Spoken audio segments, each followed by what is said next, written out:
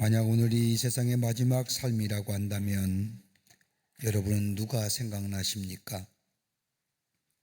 많은 사람들이 우리의 내리에 스쳐가겠지만 아마도 떠오르는 사람은 일반적으로 세 종류의 사람이 아닐까 싶습니다.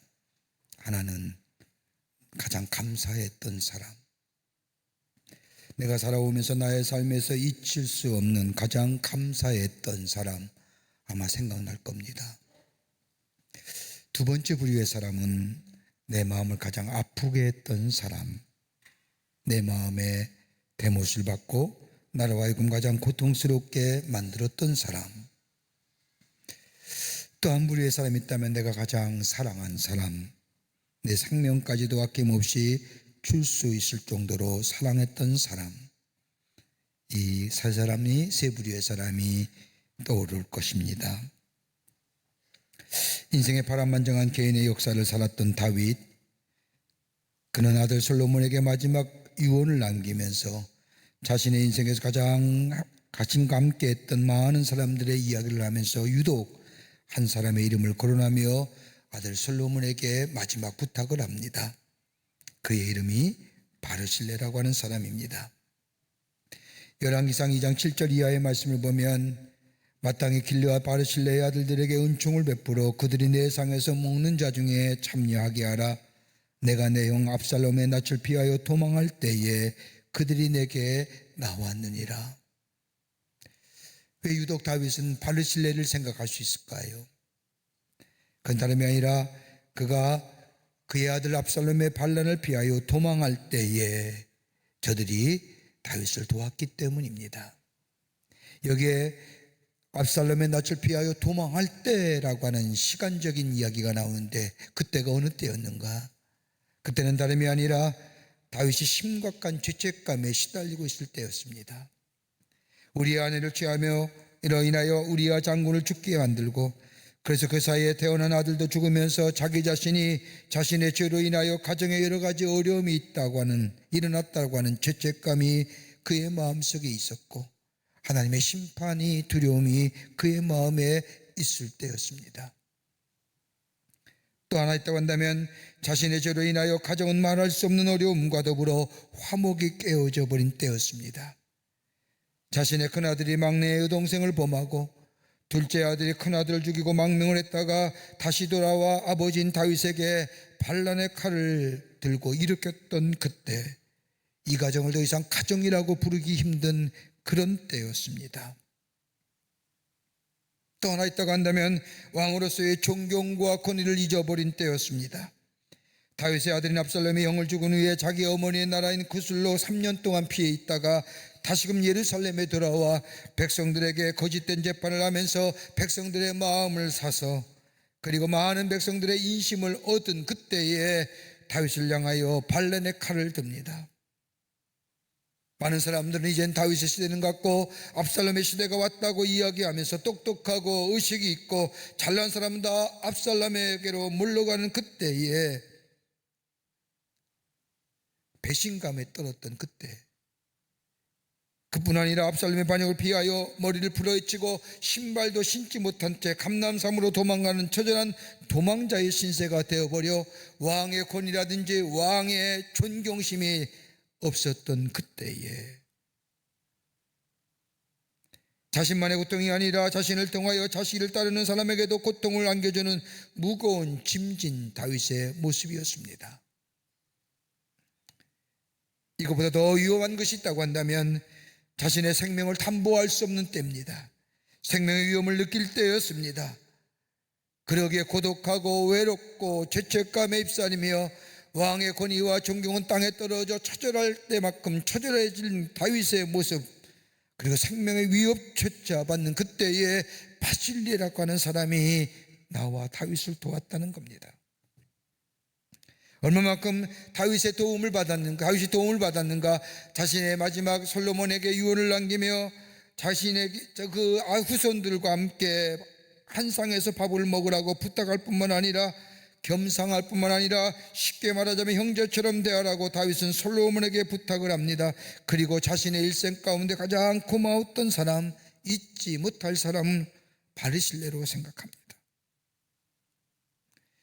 여러분, 사람은 외적인 환경이나 여건이 주는 고통보다 더 고통스러운 것이 있다고 한다면 내면의 고통일 겁니다. 모르는 사람이 주는 고통은 얼마든지 참아낼 수 있습니다. 왜요? 나랑 별 관계가 없기 때문입니다마는 자신을 잘 아는 사람, 자기를 잘 따르는 사람이 배신할 때만큼이나 더 고통스럽고 아픔은 없을 겁니다. 그보다 더 힘든 것은 영적인 곤고함입니다.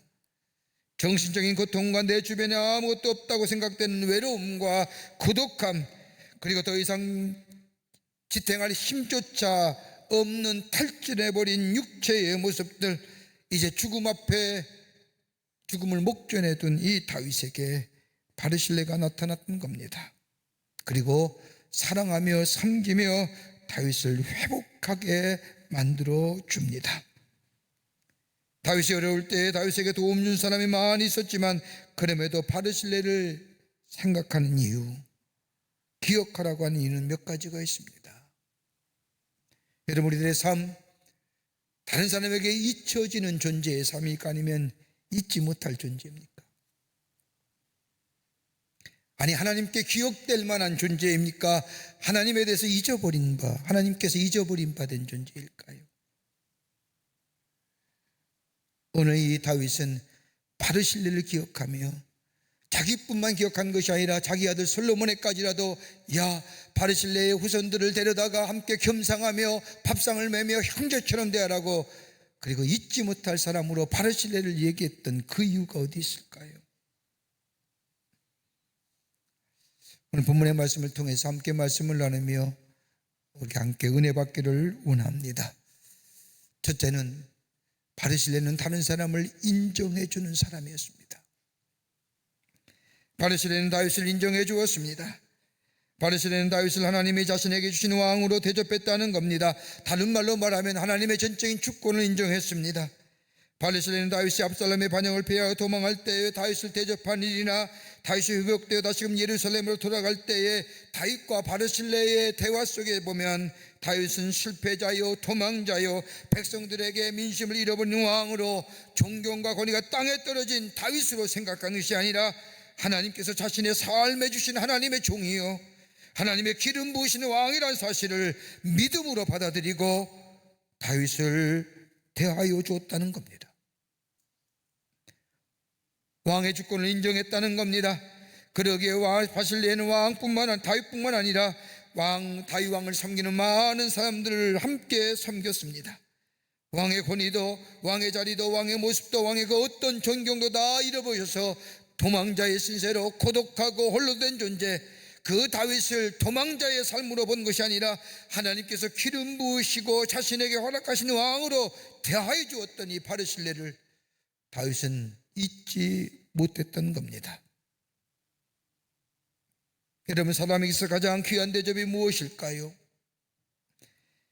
가진 물질이나 힘이나 권력으로 그 사람을 대하고 그 사람을 바라보는 것이 아니라 그 자체로 바라보는 것, 다른 말로 하면 나를 나로 인정해 주는 것, 여러분, 이것만큼 귀한 대접이 없습니다. 여러분, 제가 담임 목사로서 여러분의 가장 사랑을 느낄 때가 어느 때인가 하면 성도님이 나를 담임 목사로 인정해 줄 때, 여러분, 그때만큼 고마움을 느낄 때가 없습니다.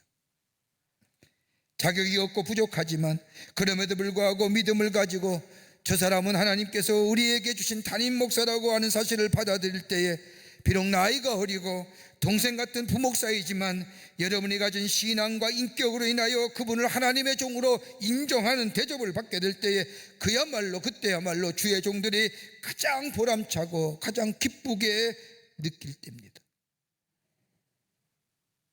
이것이 우리만의 일일까요? 여러분들이 여러분의 자녀들로부터 가장 귀한 사랑과 더불어 보람을 느낄 때가 어느 때일까요? 자녀들이 나를 아버지로, 나를 어머니로, 나를 형으로, 나의 동생으로 인정하며 받아줄 때, 비록 아버지처럼 살지는 못했다 할지라도, 훌륭한 어머니처럼 살지는 못했다 할지라도, 그럼에도 불구하고 나를 엄마와 아빠로 대하여 줄 만큼, 그때만큼 보람차고 기쁜 일이 어디 있을까요? 여러분, 보셨는지 모르지만 장수상이라는 영화가 있지 않습니까? 보신 분 계시겠습니다만은, 가족에게 짐이 되고 싶지 않은 70대 노인이 치매를 겪는 과정 속에서 가정이 어떻게 다른 사람과의 살아가는 삶의 모습들을 그린 영화입니다. 이 성칠이란 노인은 장수마트 근무치고도 근무하는데 융통성이라고는 하나 없는 까칠한 노인으로 나옵니다. 이 노인은 혼자 산다고 하는 망상에 걸렸을 뿐만 아니라 치매까지 오게 되자 가족들을 알아보지 못합니다. 가족들이 어떻게 하면 아버지를 잘 보살필 수 있을까 생각하다가 이웃집으로 이사하여 이웃의 관계를 만들어내어 아버지를 지속해서 섬깁니다. 오늘 마지막 날일지도 모르는 이 아버지 성칠의 아내인 금님은 최장한 말기였지만 도둑으로 몰리면서까지라도 남편의 밥을 끝까지 차려주고 출근길에는 성칠 할아버지의 딸이 아버지의 지킴이가 되고 출근에서는 사장인 장수가 아버지의 지킴이가 됩니다. 딸인 민정이의 딸은 할아버지와 함께 술래잡기를 하면서 할아버지를 기쁘게 해줍니다. 왜 이들이 아버지에게 이토록 사랑을 쏟는 것은 다름이 아니라 가족이기 때문입니다.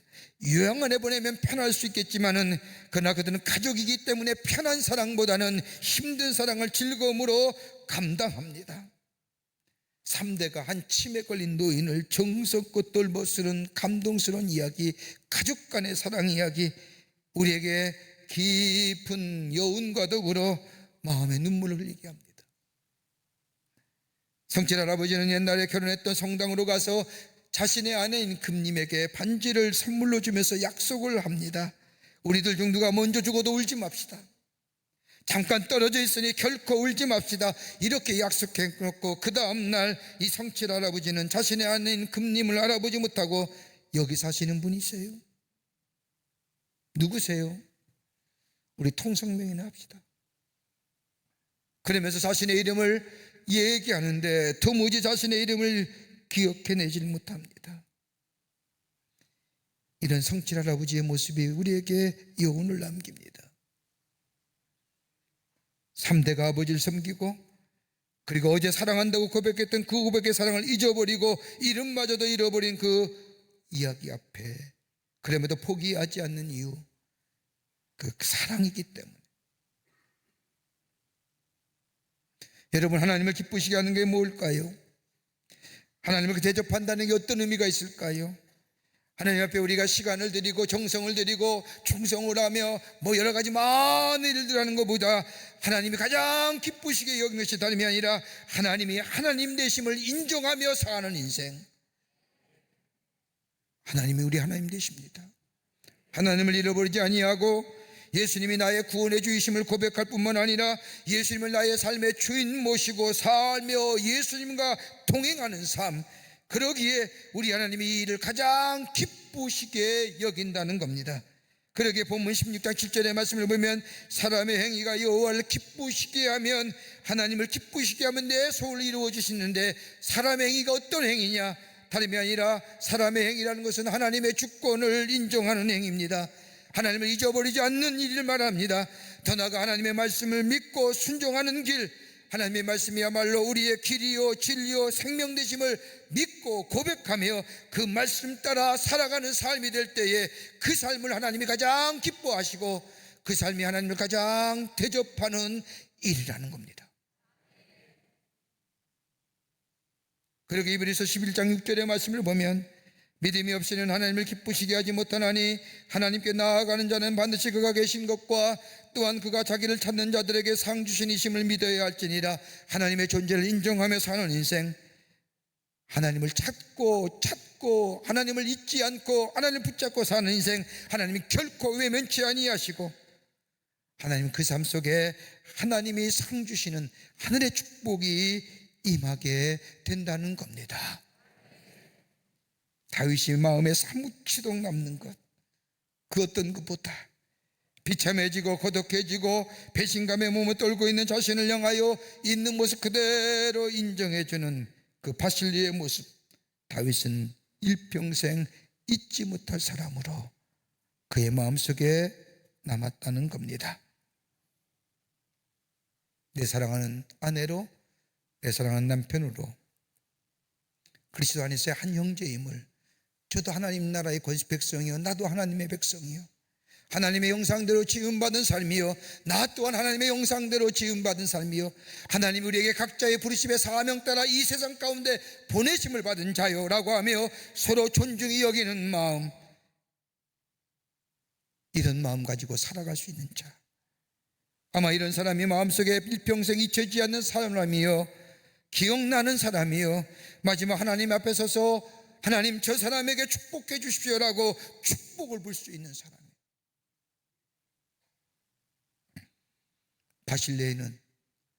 바르실레는 죄책감과 배신감과 가정의 깨어짐의 아픔과 고독함과 외로움 가운데 있는 이 다윗, 그를 인정해 주었고, 그를 인정해 줄 뿐만 아니라 그를 정성껏 사랑으로 대접했던 그 바르실레, 다윗은 일평생 잊지 못할 사람으로, 후손에게 하나님의 축복을 비는 사람으로 남아있던 것을 보게 됩니다. 인정해 주는 거예요.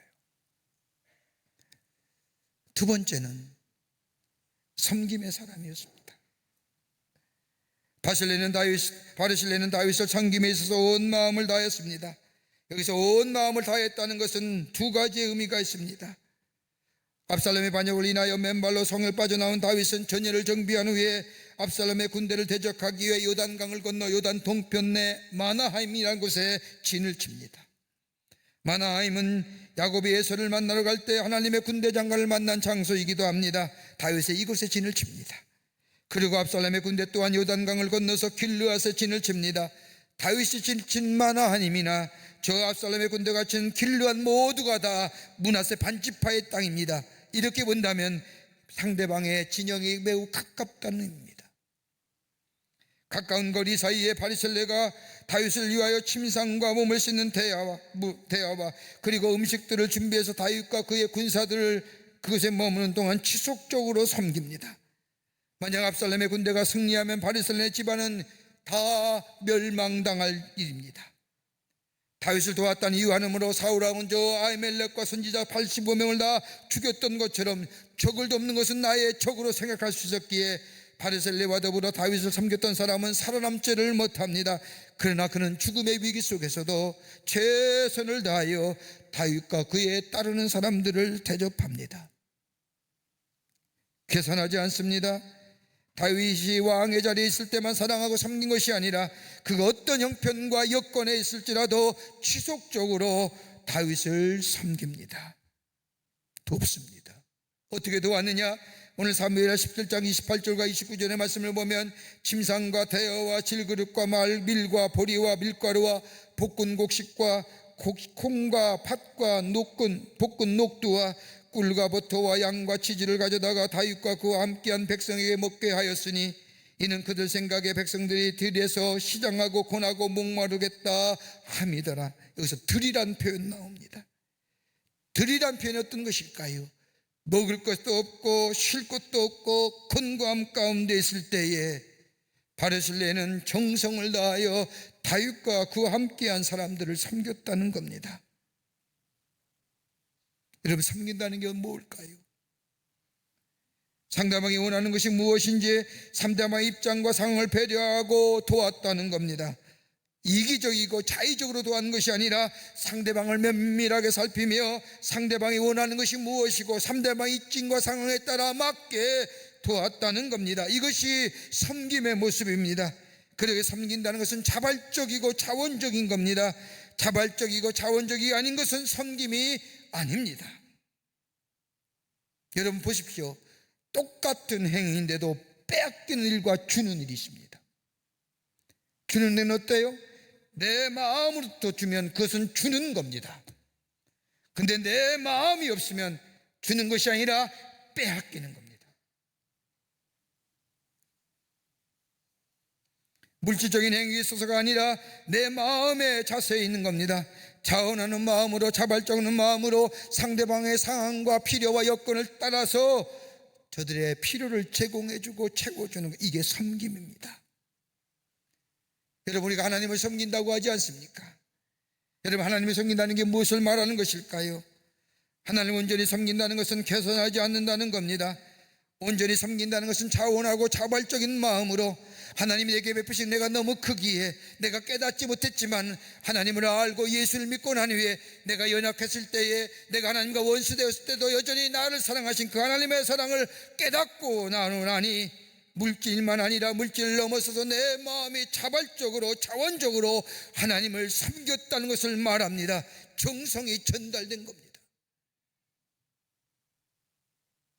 자기 모든 것을 다 바쳐 심지어 생명과 위험까지도 바쳤다는 겁니다.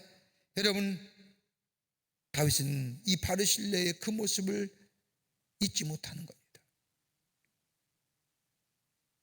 여러분, 우리가 잊지 못하는 사랑이 어떤 사랑일까요? 저 사람이 마음을 다해서 나를 사랑하는구나, 자신의 사랑을 상대방에게 전해줄 때에 그 사랑은 쉽게 잊혀지지 않습니다. 여러분, 빌립보서의 말씀해 보십시오. 바울은 저 로마의 옥중에 갇혀 있으면서도 빌립보 교회를 향하여 정성 어린 편지를 씁니다. 왜요? 바울은 빌립보를 잊지 못합니다. 저 소아시로 가려고 하다가 하나님의 성령의 인도함 받아 마게도니로 방향을 바꾸어 첫성의 마게도니의 첫성이 어디냐? 빌립보 성입니다. 들어가서 하나님 나라의 복음을 전합니다. 그때 처음으로 회개하여 예수 믿고 구원받은 가정이 어디냐? 자주전사 루디아의 가정입니다. 하나님 나라의 복음을 전하게 됐다. 빌립보의 성을 어지럽게 한다는 이유로 감옥에 갇혔을 때에 바울과 실라는 감옥에 갇혀서 찬송하고 기도할 때 옥문이 열려지는 역사를 경험합니다. 그때 간수가 놀라 죽게 될 때에, 죽으려 할 때에 바울과 실라는 저를 구원하고 저에게 세례를 주고 예수를 믿게 하여 그것도 그 사람이 빌립보 교회의 한 인물이 되게 중심이 되게 합니다. 그래서 빌립보 교회가 세워집니다.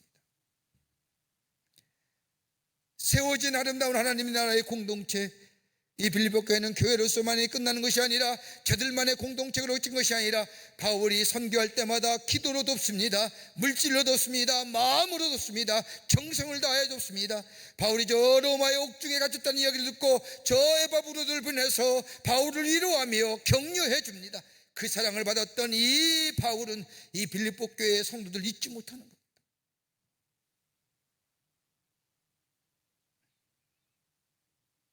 그러기 복음의 역사가 일어나지 않습니까? 여러분 기억하세요. 섬김은 섬김으로 끝나는 것이 아닙니다. 섬김은 섬김을 통하여 다음의 역사를 열어가십니다. 여러분 사도행전 10장 이하의 말씀을 보면 고넬료가 예수를 믿고 하나님을 경외하며 백성을 많이 구제하고 하나님께 항상 기도하는 모습의 이야기가 나옵니다. 그 모습을 안 성령께서 베드로를 통하여 고넬료의 집을 방문케 하시고 고넬료가 그 가정에 복음을 전하고 예수를 믿게 하고 구원받게 하여 세를 주어 아름다운 믿음의 가정이 됩니다. 이 놀라운 역사를 경험한 후에 베드로가 사도행전 10장 34절과 35절의 말씀을 보면 베드로가 입을 열어 말하되 내가 참으로 하나님은 사람의 외모를 보지 아니하시고 각 나라 중 하나님을 경외하며 의를 행하는 사람은 다 받으신 줄을 깨달았도다. 여러분 섬김, 고넬료가 하나님을 경외하며 백성을 많이 구제하며 하나님 앞에 기도했던 그 모습, 그 섬김의 모습은 어떤 역사가 일어나느냐? 고넬료의 가정을 통하여 2000년 동안이나 굳게 전했던 이방인에 대한 복음의 역사가, 복음이 전해지는 역사가 고넬을 통하여 열어가십니다.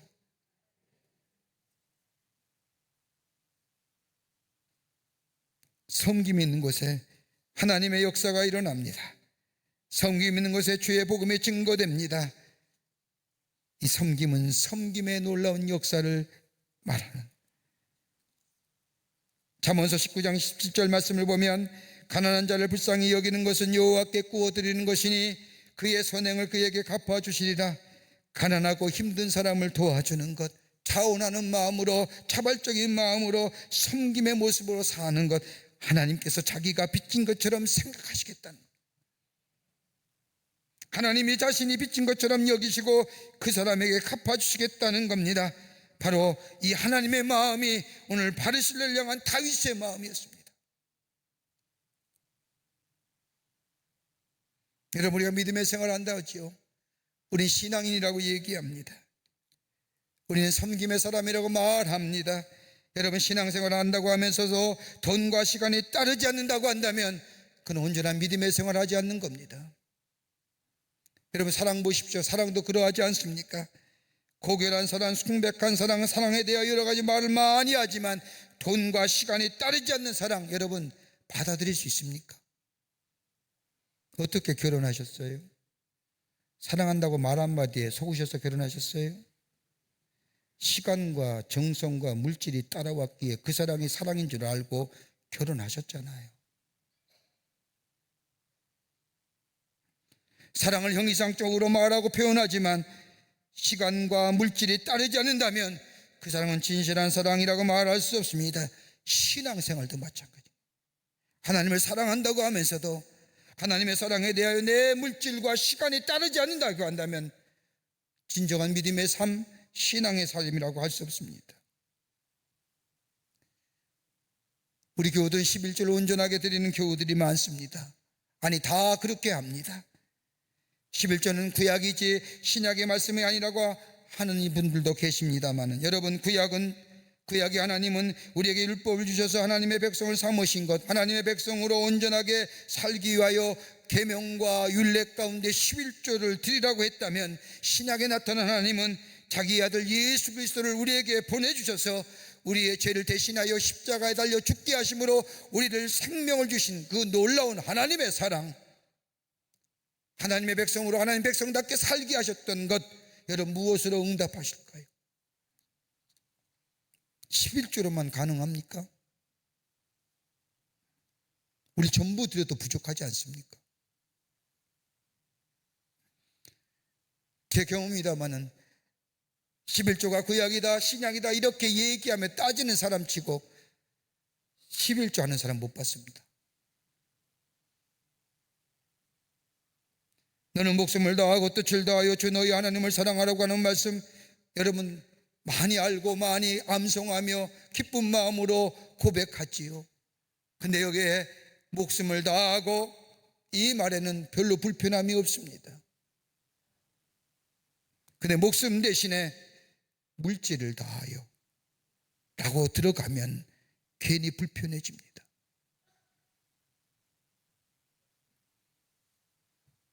단적으로 얘기할게요. 하나님에 대한 마음이 없는 겁니다. 주신 이도 하나님이시고 거두가신 이도 하나님이라는 이 고백 우리 가운데 없는 겁니다.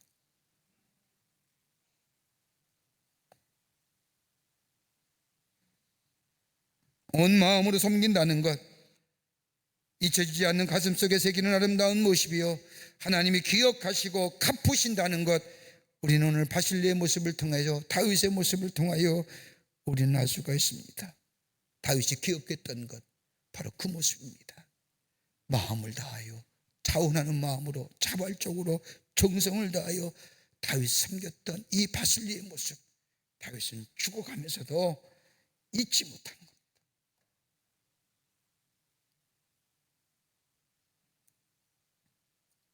끝으로 바실레는 믿음의 사람이었습니다. 다윗은 바실레를 기억하고 축복하기를 원했던 것은 바실레는 믿음을 가진 사람이었다는 겁니다. 그가 압살롬의 군대 반란군을 제압하고 다윗의 궁으로 돌아갈 때에 바르실레가 요단강편에 나와서 인사합니다. 그때 다윗은 이 바르실레를 향하여 나와 함께 궁으로 가자고 하면서 함께 가자고 권합니다. 내가 당신에게 신세가 너무 커서 갖고 싶다는 말을 할 때에 바르실레가 얘기합니다. 나는 이미 80이 된 노인입니다. 내가 왕과 함께 간다면 왕에게 누가 됩니다. 저 궁중에서 들려오는 남자의 소리나 여자의 소리가 내게 무슨 유익함이 있겠습니까? 저는 그저 왕을 섬겨드린 것밖에는 저 바랄 것이 내게는 없습니다라고 말합니다. 그러면서 이야기하기를 혹 원하신다면 내 아들 기므압을 데려가 주셨으면 좋겠습니다. 성경의 문맥을 보면 이 바르실레가 원해서 다윗에게 요청한 것 같지만 문맥상 보면 다윗이 재차 청했을 겁니다. 야, 가자. 내가 너에게 받은 은혜가 참 크다. 저 왕궁에 가서 내가 좀 갚아줄게. 재차 권했을 때에 이 바르실레가 그렇게 원하신다면 내 아들 기므압을 데리고 가주셨으면 좋겠습니다. 바르실레의 이 말은 그저 사양하는 마음, 겸손한 마음이라고 할지 모르지만은 바르실레가 이렇게 말하기엔 두 가지 의미가 이 속에 내포되어 있습니다. 하나는 뭐냐? 정이 저를 초청하려고 한다면 내 아들 데려가 주십시오.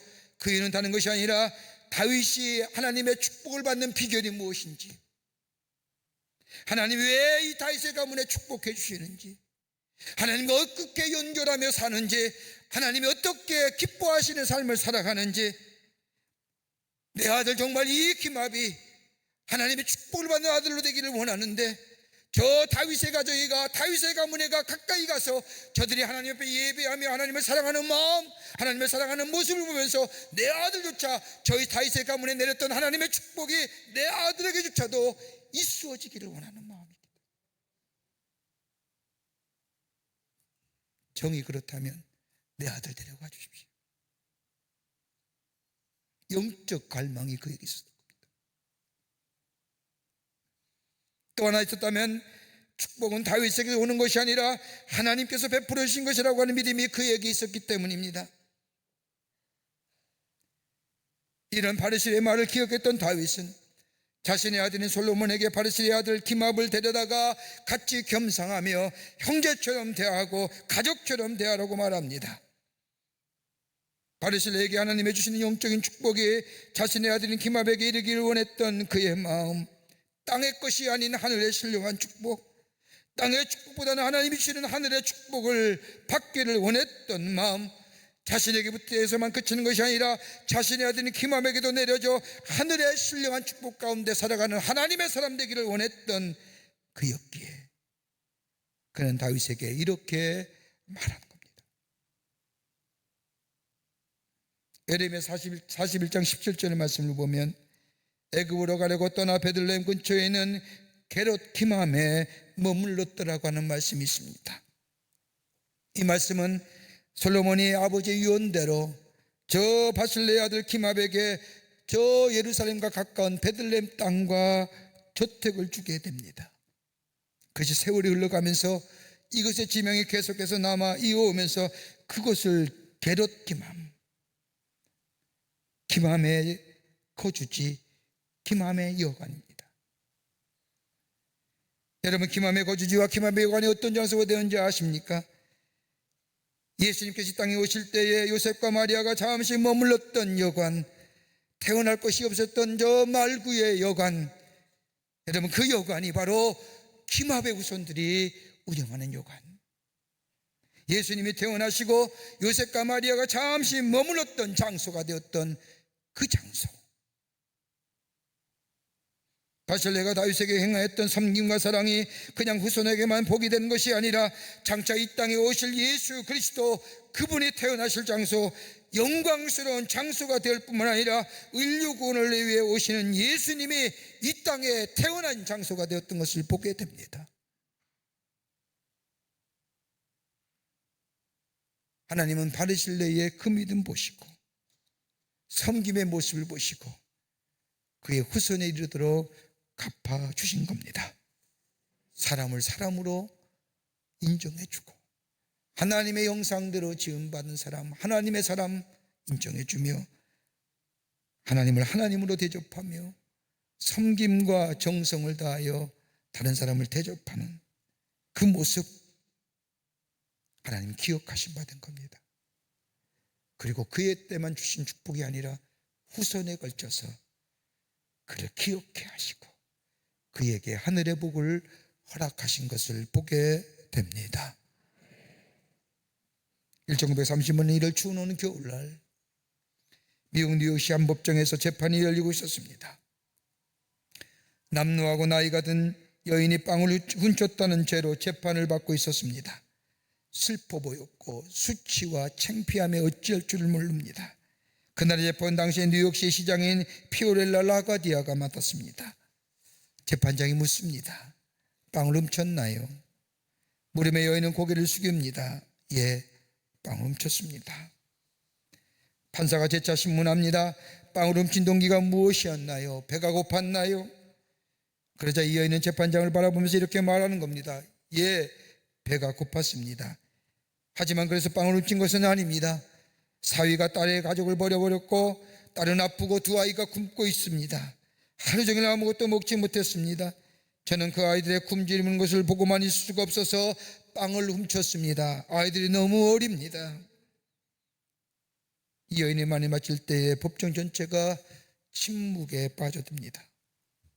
잠시의 적막감이 흐른 뒤에 판사가 말합니다. 사람 모두가 다 법 앞에 평등합니다. 빵을 훔쳤으니 벌금 10달을 내거나 아니면 감옥에 열흘간 있어야 합니다. 그러자 이 여인이 말합니다. 판사님, 죗값은 당연히 치르겠습니다. 그러나 제가 만약 10달러가 있었다고 한다면 빵은 결코 훔치지 않았을 겁니다. 감옥에 가겠습니다. 다만 걱정이 되는 것이 있다면 제가 감옥에 있을 동안 누가 딸과 손자들을 돌보아 주나요? 이 말을 들은 판사는 잠시 머뭇거리면서 의자 뒤로 몸을 기대어 잠시 생각합니다. 그리고 일어나더니 자신의 주머니에서 10달러의 지폐를 꺼내어 모두가 볼 수 있도록 지켜듭니다. 그리고 이 말하기를, 저는 이 법정에 있는 모든 사람에게 50센트의 벌금을 물리겠습니다. 이 벌금은 사회 공동체에 대한 무관심에 대한 벌금이요, 다른 사람에 대한 무지에 대한 벌금입니다. 한 여인이 가족을 위해 빵을 훔친 일이 일이 일어나서는 아니 됩니다. 집행관은 돈을 걷어서 피고 여인에게 갖다 주십시오. 빵을 훔쳤던 식료품 가게뿐 주인뿐 아니라 재판을 기다리는 12명의 다른 피고인들과 호송경찰관 모두가 다 50센트 벌금을 냈고, 그리고 그 벌금 모아다가 빵을 훔친 여인에게 줬고, 그 판결에 모든 뉴욕의 시민이 찬사를 보냈다고 합니다. 지금도 뉴욕에 가면 그의 이름이 있습니다. 그것이 바로 뉴욕에 있는 라과디아 공항입니다. 그때뿐이 아니라 세월이 흘러가고 시간이 흘러서 그의 이름을 기억하게 하는 것, 다른 사람을 인정해 줄 수 있는 삶, 섬기며 사랑으로 자원하고 자발적인 마음으로 돕는 자, 하나님이 기억하심 받은 것. 복은 내게, 저 사람에게 오는 것이 하나님이 주신다고 하는 믿음의 고백들, 그 믿음의 고백에 다윗은 이 바르실레를 잊지 못하는 겁니다. 잊지 못할 사람으로 수많은 사람이 그의 삶 속에 스쳐갔지만 유독 그의 이름을 부르며 그를 기억하라고 얘기했던 거예요.